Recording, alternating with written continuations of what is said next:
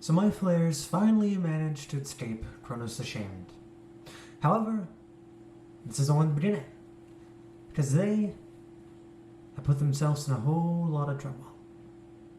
They managed to escape only to find themselves face to face with a bunch of enemies who they thought may not be enemies. They were the group that they were following previously. However, it turns out diplomacy was never an option. They had gotten into a fight with them, almost lost, only to be saved by one of Kit's backstory friends, Jeffrey Silverstone. Due to all of this, a lot of chaos happened, a lot of people managed to escape, and even Jeffrey tried to run away thinking that the party are now enemies, that they work for Kronos the Shamed due to the collars around their neck. However, they managed to bring back Jeffrey Silverstone, calm him down, and taught some sense into him. However, little do they know, Jeffrey Silverstone is a paladin. A very loyal, good-hearted paladin.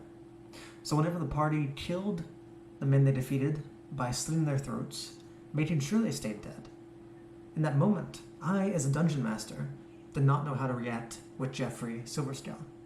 So in turn, Jeffrey Silverstone had a moment of hesitation, and in that moment of hesitation, those men died. So when the next session, this session came around, Jeffrey was not going to make the same mistake. He watched those men die because he hesitated to stop the party. He would save the other two. The party had saved two people, or kept them alive, not saved. One was the acting leader of this group that they'd been hunting down in their backstory before the game started.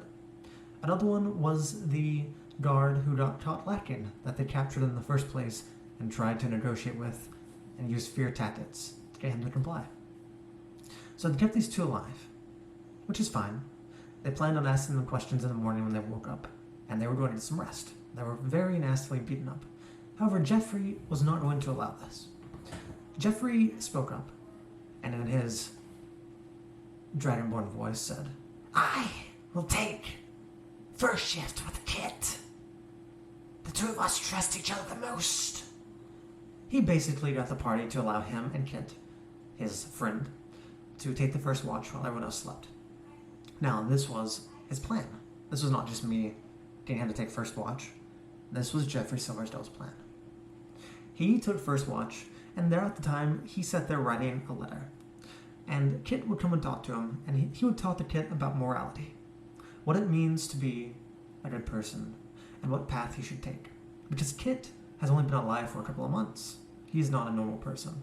He does not know what it means to be a good person or a bad person, necessarily. So Jeffrey's writing this letter and talking to Kit. After he's done writing the letter, he stands up, goes to Kit, hands him the letter, and says to him as he hands the letter, "I am going to take these two guards, these two men you have captured, and I'm going to leave." He told Kit he is going to take their prisoners and leave in the middle of the night while everyone else is asleep. Now, initially Kit did not like this. He didn't want this. He thought it was a bad idea. He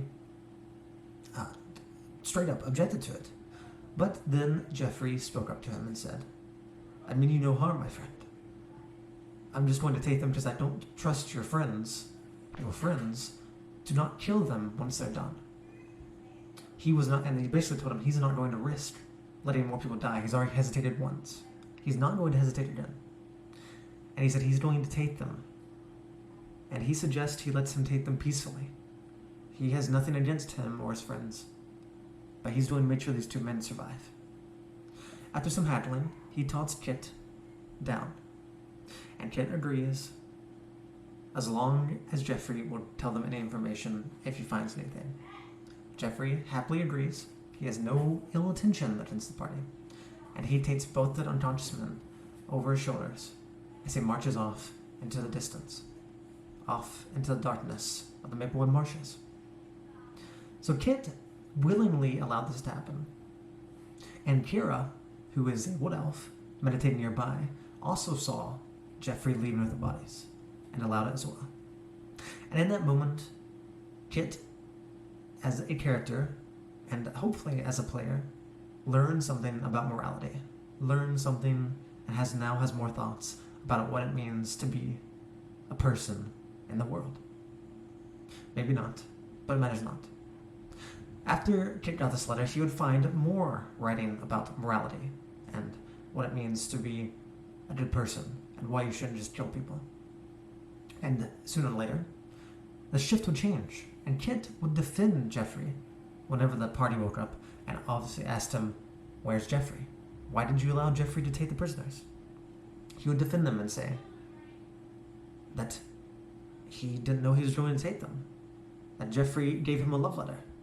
He used a love letter as an excuse, and he basically lied and tried to deceive the party. The party bought it, perhaps, but they didn't really push into this. So now they're 2 prisoners down. Before Jeffrey left, they decided what to do with the rest of the bodies. There's a thing in my world called the Walkers of Perdita. Basically, Walkers of the White. Whenever a body dies, instead of rotting away, they will reanimate as a half-zombie, but they're not actually a zombie, and they'll start marching into the world until eventually they are lifted into the sky, and they're floating up high until they go to these 2 metal rings that float around the world, and they disappear to be reincarnated. So, Jeffrey, who believes in the opposite of that church, he believes in the Orbitus Triumphant, who believes in Orbitus, the world, is a power that you need to cremate and return their ashes to the world, to the planet. So they burn these bodies before they turn into Waters Perdita. However, during a watch, Newt would be patrolling, and he would end up spotting something weird near where the fire once was that has now gone out. There was this weird trail leading from the fire into the water. Upon investigating, they'd wake everyone up, they'd all come investigate. They'd realize that they're missing one of the heads in the pile of bones. Someone has survived. Someone survived having their neck slit, and then survived being thrown in the fire, and they still managed to crawl out. To them, it looked like there were these fingers that just went inches into the dirt as this man crawled out of this fire without making any noise, and on the ground you'd see pieces of flesh burned into the ground, seared as he moved. Now, this is pretty serious. Someone with a super strong will managed to survive against all odds. Of course, I rolled for him, and I rolled really well, and he managed to survive, crazily enough. At least from that encounter. Perhaps he drowned in the river. The party does not know. But he got to the river, washed away. Now this makes 4 guards. That was 3. This now makes 4 guards that have escaped. One escaped when he came back to use the restroom from the restroom, saw the party, and he ran. And they managed to fail their skill check because they split the party, chasing him and Jeffrey. And he jumped in the river and got away. 2 from Jeffrey taking them. 3, one being has his neck slit, burned alive, and managed to survive just through his sheer willpower. That's not good. Because they know that these men were hired by someone named Jackalize, and they're currently carrying supposedly whatever this treasure is that they were after that's in this time box. Now, the party's worried, so they start traveling. But little they know, they have quite a few enemies now from this one encounter. So they leave after this. They roleplay a little bit, they talk to each other. But day comes, after the interrogation of Kit, and they start marching. And nothing really happens until they run into something weird. Midwood marshes have been silent. They were warned by Pitnack, one of the members of the Twilight Redemption, during the previous episode, while they're having a big meeting, that the marshes have been weird. They've been oddly quiet. He's not sure why. So they're marching through these awfully quiet marshes. There's no birds, no croaking, no crickets. But then they start hearing something in the distance.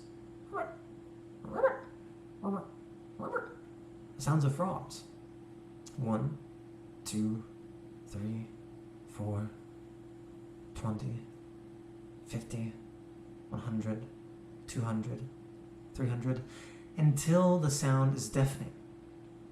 And they see in the distance as a swarm of frogs, little frogs, swarm of toad frogs, little frogs, newts, other amphibians, are running or hopping down this road in a huge wave. It looks as if the ground is turning into this black layer as these creatures just cover the ground, making it unintelligible to the eye. They hear this deafening sound coming towards them. The party doesn't really react properly. They are alright, but they don't do much. Until eventually they see a bigger frog, one that is a humanoid, a bullywog. He seems to be ushering these creatures, running from something perhaps. He sees the party. The first thing he does when he sees them is he stops. He looks behind him, and then he looks at the people. And then he starts doing a motion like this. He starts making this weird motion like this. Now, he was telling the party to leave. He was basically telling the party to run. But the party didn't quite understand, because his version of trying to hand motion was weird. And it was also, their chats weren't very well. So they didn't completely understand the urgency of the situation, and they stayed around, only to be caught by surprise. Whenever suddenly, as they stand there in the road, marching down the road there, suddenly out from the door of the road come a whole platoon of troops, 14 troops, marching side by side down this road humming.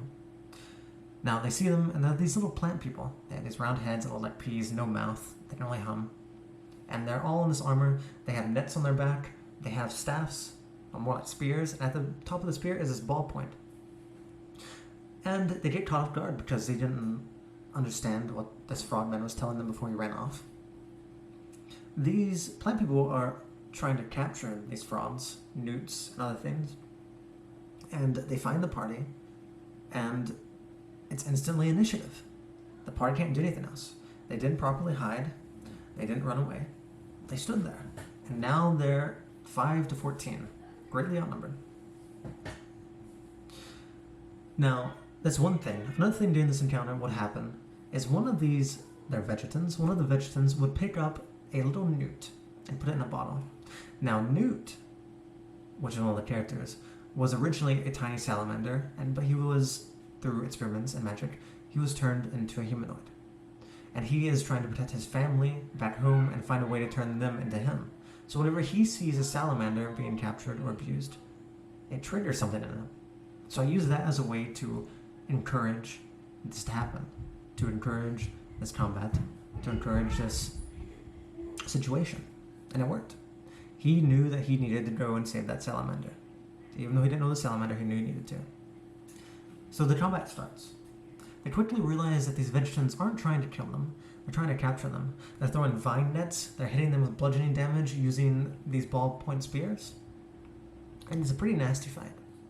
The vegetarians aren't very intelligent, so they get a lot of leeway.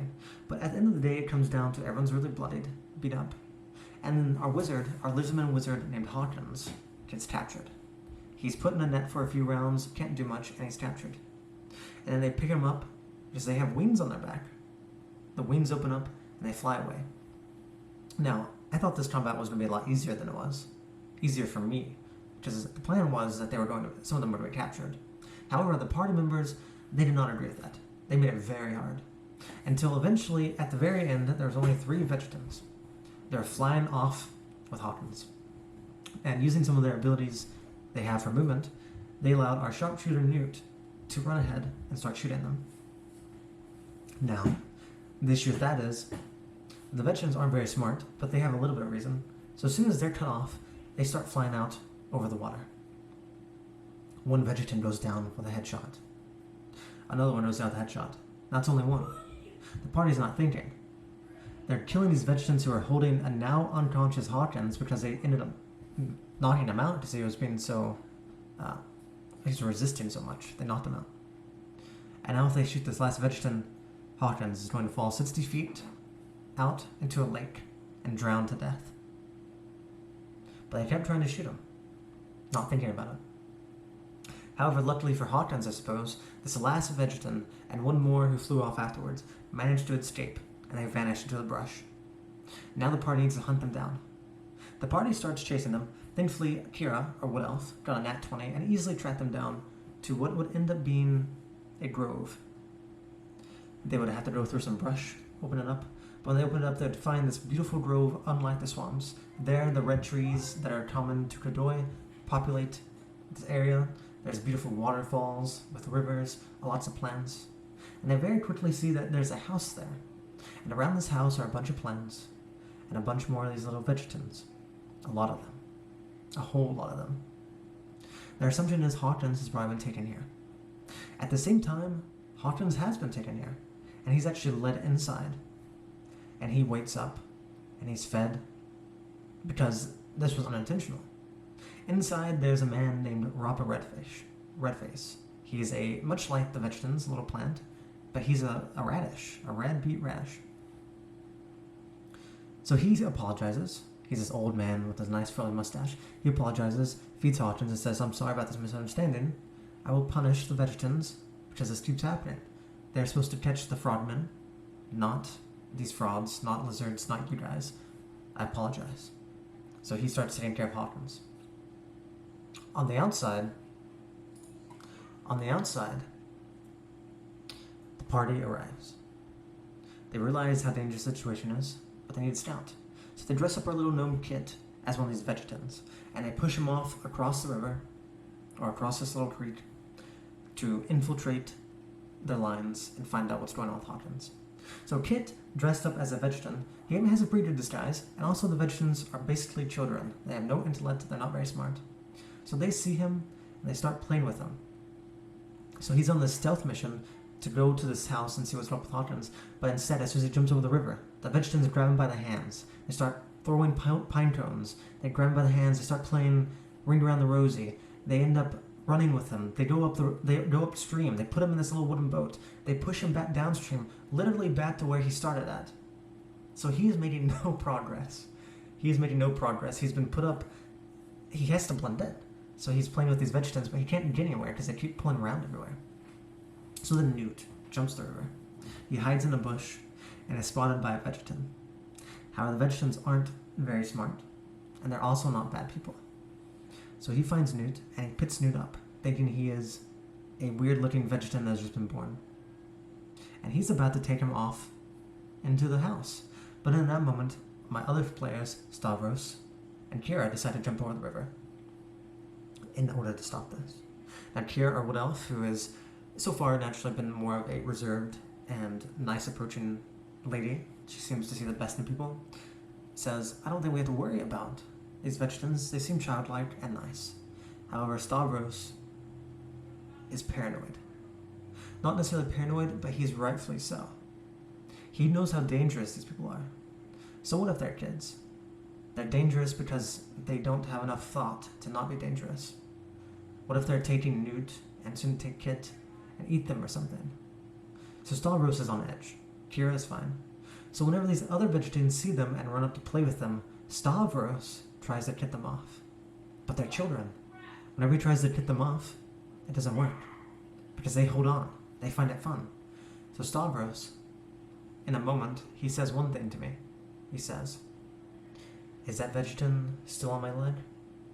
And I say, "Yes, he's on your leg. He's trying to play with you." And he says, "All right, I'm going to bash his head in with my warhammer." In that moment, I saw many things flash before my eyes. See, my players didn't realize how dangerous that would be. You see, right now the vegetants are friendly, but there are about 20 vegetants in this place, and he's about to hit one on the head. Let's see what happens. So he does so. He hits, and he bashes his vegetant's head in. Thankfully, it's still alive. However, I know in the back of my head that if this doesn't go well, soon to appear is a witch who's based on plant magic, and these are her children. At this point, there's a chance for them to make friends with her and amend bonds, but if she shows up to see Stavros bashing the head in one, there's going to be a party wipe. Most likely. They might be able to escape, but this witch, they're at level 1. This witch is way beyond their capabilities. So they're all about to die. However, in that moment, I didn't panic. I said, "Stavros, please roll me a luck dice." A luck dice is something I came up with. It's a 1d100. Sometimes I do them bonuses, such as inspiration, which might boost it. They might get +5, whatever. So I asked him to roll a luck dice. And he ended up rolling about, I think it was a 98. Thank the lords. The veteran who got hit played it off. He didn't cry. He didn't do anything. He thought he he got injured, yes, but the vegetarian is not smart enough to realize he's in danger. So he didn't sound any alarms, he didn't freak out. He thought this was a weird game. So, crisis averted. After this, they all go up to basically to the house. They find that Hawkins is fine, and they meet Sir Rappa Redface, and they're basically greeted saying this has all been misunderstanding, we're sorry. He offers them food, which they don't really want to take. Some of them do. And they also see inside, they see a character named Tiny Plant. Tiny Plant is this little humanoid girl. She looks almost like a little schoolgirl. She's in a pot, like a clay pot, probably about yay big. And she is all green, and she has her torso, arms, and then her body turns into vines that stay inside the pot. And she's super cute. At least I thought she was. She's super cute. She hums. She's very curious. She's very much like a child. However, it turns out my players don't really like children, or my players are kind of sadistic, and they really want to eat her. They see her, and they're like, just imagine if I bite her head off. Monsters. Monsters. Please don't kill one of my favorite NPCs. That's what I was thinking in my head. Thankfully, no one did anything yet. So they meet them, they talk for a little bit, and they learn that, they basically now learn that there is a witch who lives here, and these are her children. And they know that they just murdered a bunch of her children not too long ago. So they're trying to leave. They say, thank you so much, but we really can't stay. And Sir Redface says, you really shouldn't leave, it's middle of the night. You're out in the swamp, sometime will happen. And they're about to leave, and then out through the window, oh, you see the two windows open? And then crawling through the window is a little figure. Like a little fairy. He walks in, comes to the table, says hi to Sir Rappa, and looks over. Oh, we have guests! Puffs into the full-size, grown adult version of Aldania Pedalfeet. They are now face to face with the plant witch whose children they just killed. And they no longer have an out. They have to address it. And there the session ends. Now, I think for the most part my players did pretty well. They didn't really freak out too much. My players still aren't very cautious. I'd like for them to be more cautious, but that's part of it. They'll either learn it through me, or they'll learn it the hard way whenever I stop being kind enough not to punish them severely, even though they already feel like they're being punished. But they basically survived one bad encounter, entered another one, and now they're once again in another bad situation. Every session so far has ended with them in a very bad situation. Now the question is, what are they going to do? Are they going to try and fight, run, talk their way out of it? Well, I guess we'll find out. Thank you for watching this DM Diary. That's basically a recap of what happened. I was very proud of what they did. I greatly enjoyed the roleplay they had with Jeffrey in the beginning. The session was a great success in my eyes. It had a lot to do with morality. It helped them increase their morality, or learn something about what morality is, because my game is all about morality. They are currently captured by Kronos the Shamed, who is this big bad evil guy, and they have to do what he says. There's going to come a point when they really need to decide, are we going to do what he says, or would we rather die not to? So it's going to be important for them to understand their morality. Are they going to be evil? Are they going to be good? Are they going to just not pay attention and let the things happen? So this session was a very great moment to help at least Kit, at the very least, start to learn a little bit more about what it means to be alive, what it means to have life.